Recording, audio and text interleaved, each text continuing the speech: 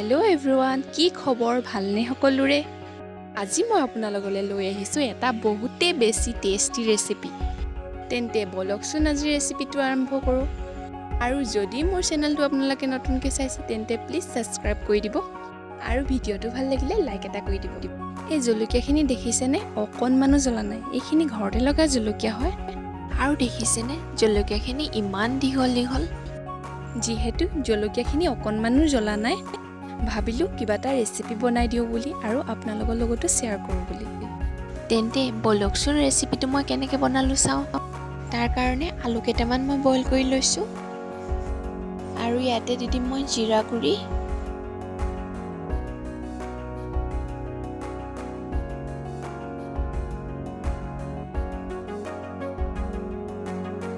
আৰু দিম খুন্দি লোৱা নহৰু,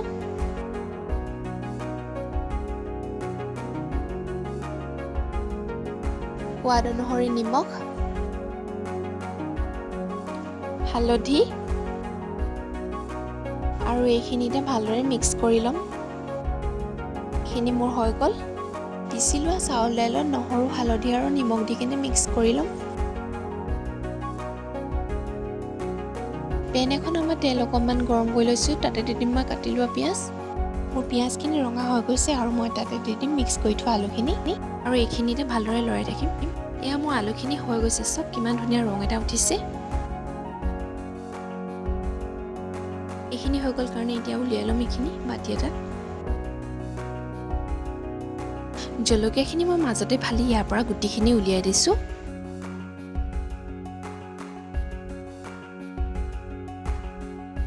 আৰু এতিয়া ইয়াৰ ভিতৰত ভাজি লৈছিলোঁ যে আলুখিনি, সেইখিনি সুমিয়াই দিম। ভালদৰে গোটেই জলকীয়াটোৰ ভিতৰত ধুনীয়াকৈ সুমিয়াই দিম।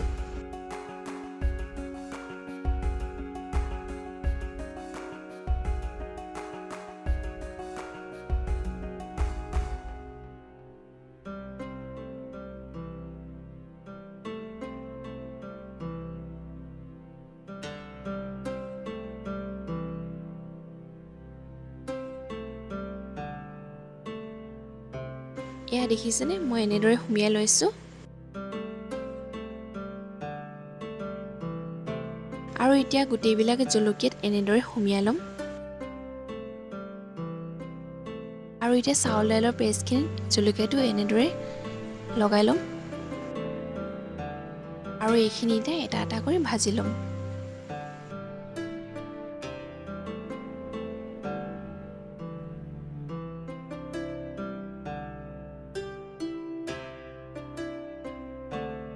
এইখিনি মোৰ সিজি গৈছে। এতিয়া এইখিনি উলিয়াই ল'ম প্লেটত। এয়া মোৰ আজি স্পেচিয়েল টেষ্টি জলকীয়াৰ পুৰ ৰেডি। দেখি কিনে খাওঁ খাওঁ লাগিছেনে আপোনালোকৰ? এনেদৰে নিশ্চয় ঘৰত বনাই ট্ৰাই কৰি চাব। বহুত টেষ্টি হয় খাবলৈ।